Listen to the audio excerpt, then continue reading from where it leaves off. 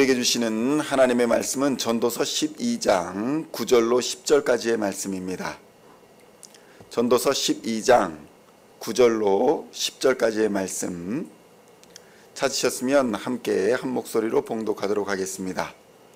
전도자는 지혜자이어서 여전히 백성에게 지식을 가르쳤고 또 깊이 생각하고 연구하여 잠언을 많이 지었으며 전도자는 힘써 아름다운 말을 구하였나니 진리의 말씀들을 정직하게 기록하였느니라. 아멘. 할렐루야. 오늘은 전도서 12장 1절로 9절로 10절까지의 말씀을 본문으로 정직한 기록이라는 제목으로 은혜의 말씀을 함께 나누고자 합니다. 성도 여러분, 기록은 정확해야 한다. 기록은 여러모로 인해서 여러모로 보든지 객관적이고 정확해야 한다라고 사람들은 생각합니다. 그러나 기록에는 사람의 편견, 사람의 생각이 들어가기 마련인 것입니다. 역사도 승자의 기록이다, 이렇게 평가하는 사람들이 많이 있습니다. 역사는 이긴 자들의 기록이다 라고 보기 때문에 반드시 객관적인 기록이다, 사실이다, 이렇게 확인하기가 매우 어려운 것입니다. 지난밤에는 미국 대통령 선거와 관련한 개표 방송이 있었습니다. 언론들마다 또 저마다 자신이 생각하는 당선자들이 있었습니다. 어떤 사람은 맞추고 어떤 사람은 틀리기도 했습니다. 그런데 사람들이 저마다 자기 생각으로 한 것은 아닙니다. 저마다 객관적인 자료를 가져다 놓고 언론들의 보도 자료들을 갖다 놓고 여러 가지 자료들을 가지고 그럴듯한 자료들을 가지고 판단을 했습니다. 그럼에도 불구하고 어떤 사람들은 맞고 어떤 사람은 틀렸습니다. 성도 여러분, 우리는 이런 상황을 통해서 깨달아야 하는 것이 하나 있습니다. 하나님의 심판과 구원의 문제는 확률의 문제가 아니라는 것입니다. 객관적인 자료를 가지고 이것이 맞느냐 이것이 틀리냐 이렇게 정할 수 있는 문제가 아니라는 것입니다.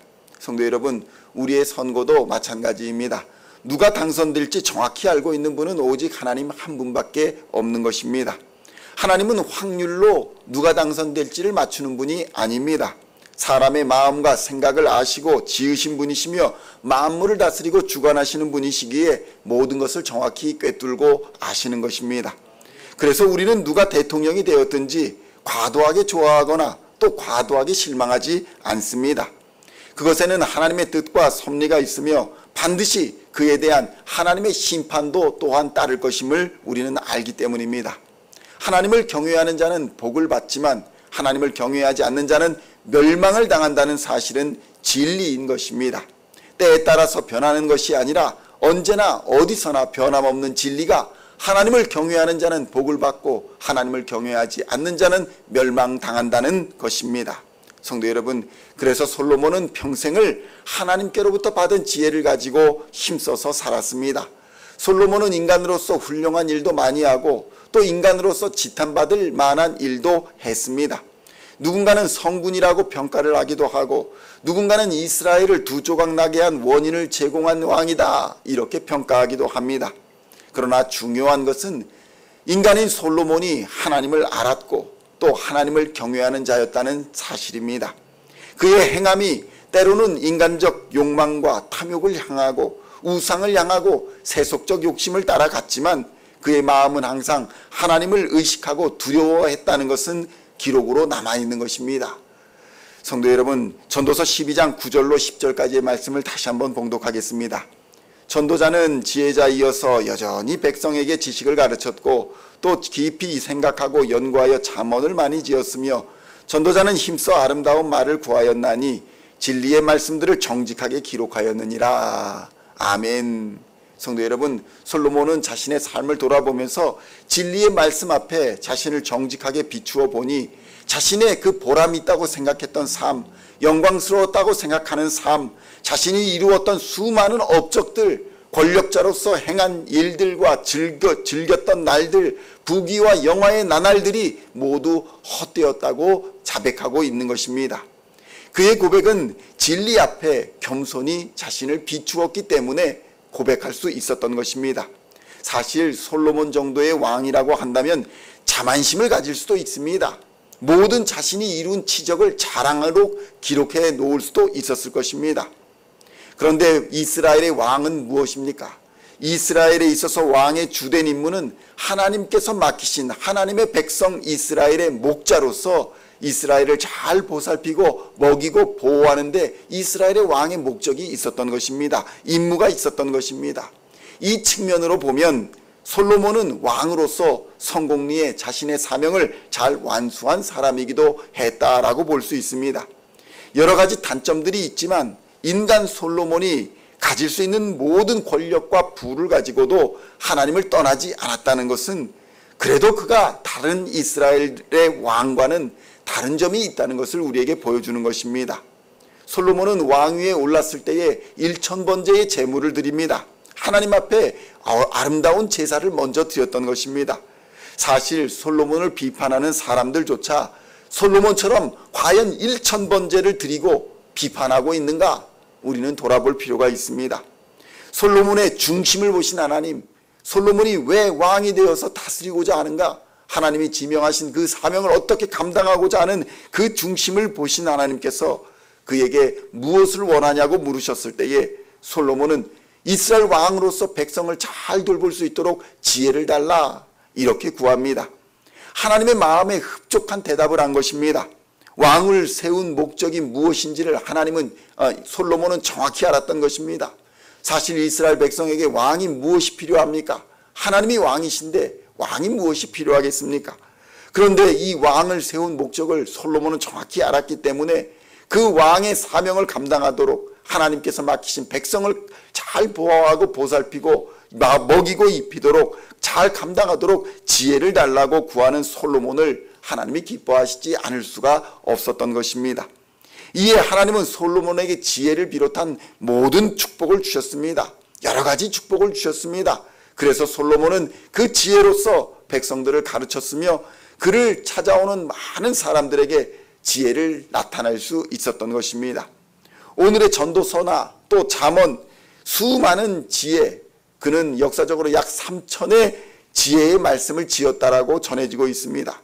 이것은 가히 인간이 상상할 수 있는 수준을 넘어서는 것입니다. 그리고 이 기록된 말씀들, 잠언과 전도서의 모든 말씀들은 영혼의 복과 기쁨이 되는 말씀들인 것입니다. 사람들에게 잘 보이려고 기록한 말이 아니라는 것입니다. 자신의 업적을 기록한 이야기도 아니라는 것입니다. 솔로몬 정도의 왕이 자신의 삶을 되돌아보면서 저지른 수많은 잘못들 앞에서 지혜자라고 자부했던 자신의 판단과 자신의 결정조차도 결국 돌아보니 헛되고 허무한 것이었다는 사실을 깨닫고 오직 하나님만이 진실되고 영원함을 고백한 것이 그의 기록들이었던 것입니다. 성도 여러분, 사도 바울도 사실 이런 취지의 말을 한 적이 있습니다. 사람들에게 복음, 그러니까 기쁨의 소식, 구원의 소식을 전할 때에 내가 이제 하나님을 좋게 하랴, 사람들에게 좋게 하랴, 사람들에게 기쁨을 구하랴, 내가 지금까지 사람에게 기쁨을 구하였다면 그리스도의 종이 아니다, 이렇게 고백하고 있는 것입니다. 전도자 솔로몬도 마찬가지였습니다. 내가 이것을 기록하는 것은 사람들을 좋게 하는 것이 아니라 하나님을 좋게 하려고 하나님께 받은 진리의 말씀들을 정직하게 기록하고 있다, 이렇게 고백하고 있는 것입니다. 성도 여러분, 지혜자 솔로몬도 인간이었습니다. 인간은 누구나 판단의 실수를 합니다. 누가 대통령이 될지 그것도 제대로 알지 못하는 우리가 하룻밤이 지나면 누가 나라를 다스리는 사람이 될지 둘 중에 하나도 제대로 찍지 못하는 우리가 하나님의 크신 놀라운 계획과 섭리를 판단하려고 하는 그 교만함과 오만함이 우리를 멸망의 길로 끌어가는 것입니다. 하나님의 지혜와 능력과 섭리를 넘어서려고 하는 것이 얼마나 더럽고 헛된 교만의 길인가 솔로몬은 고백하고 있는 것입니다. 결국 그 교만은 죄와 사망을 낳아서 멸망길을 가게 합니다. 그러므로 성도 여러분, 우리는 하나님 앞에 지혜를 구하되 겸손히 구하여야 합니다. 우리에게 주어진 날들을 감사로 대하면서 충성되게 오늘을 살아야 합니다. 여러 가지 불평과 불만이 있을지라도 하나님 앞에 그것을 다 내려놓고 하나님만을 의지하고 하나님의 능력을 힘입어 하나님께서 우리에게 맡기신 사명을 잘 감당해야 할 줄로 믿습니다. 인생이 감당해야 할 하나님이 맡기신 사명은 무엇입니까? 바로 예수님을 잘 믿는 것입니다. 우리에게 맡겨진 유일한 사명은 예수를 그리스도로 잘 믿는 것입니다. 하나님이 보내신 하나님의 독생자를 잘 믿고 순종하여서 그분을 닮아가고 그분을 따라가는 것이 바로 하나님께서 우리에게 맡기신 사명인 것입니다. 요한복음 6장 29절에 그래서 이렇게 말씀합니다. 예수님께서 대답하여 이르시되 하나님께서 보내신 이를 믿는 것이 하나님의 일이다. 이렇게 말씀하신 것입니다. 그러므로 성도 여러분, 오늘도 예수를 잘 믿는 삶으로서 하나님을 기쁘시게 하며 보람 있는 하루, 값 있는 하루, 기쁨과 감사로 하나님과 동행하는 하루가 되시기를 우리 주 예수님의 이름으로 간절히 축원드립니다. 기도하시겠습니다. 하나님 아버지 감사합니다.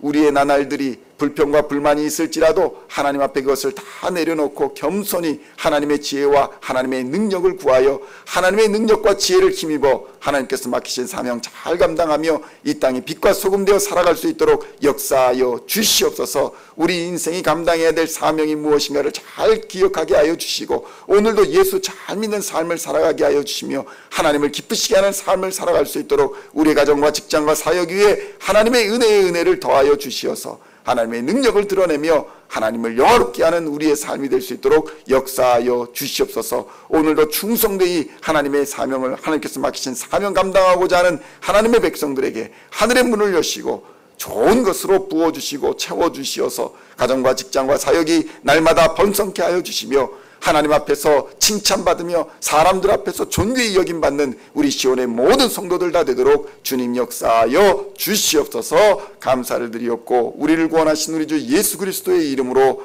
간절히 기도하옵나이다. 아멘.